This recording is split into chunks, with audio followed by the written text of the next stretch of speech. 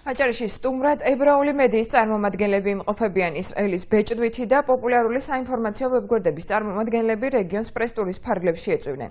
ვიზიტის განმავლობაში უცხოელი ჟურნალისტები აჭარა ბათუმის ტურისტულ პოტენციალს გაეცნობიან და სამშობლოში დაბრუნების შემდეგ სარეკლამო ხასიათის სტატიებს მოამზადებენ. ისრაელი აჭარისთვის ერთ-ერთ სამიზნე ტურისტულ ბაზარს წარმოადგენს, სადაც ტურიზმის დეპარტამენტი ყოველწლიურად სარეკლამო კამპანიას ახორციელებს. აჭარის ტურიზმისა და კურორტების დეპარტამენტში აცხადებენ, რომ საზღვრის კვეთის მიხედვით იანვარ-ოქტომბერში რეგიონში ისრაელიდან შემოსული ტურისტების 10%-იანი მატებაა. სასტუმროებში განთავსების მიხედვით კი 7%-იანი ზრდა ფიქსირდება.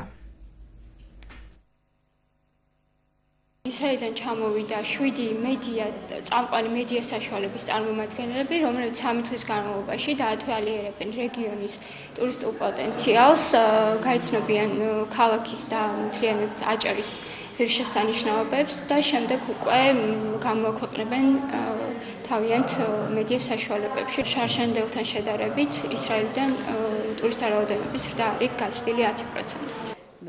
ვიზიტის ფარგლებში ჩვენ მოვამზადებთ სარეკლამო სახით სტატიებს თქვენს რეგიონზე, სადაც გადმოვცემთ ჩვენ შთაბეჭდილებებს და ამით მცირე წილს შევიტანთ აჭარის პოპულარიზაციის საკითხში.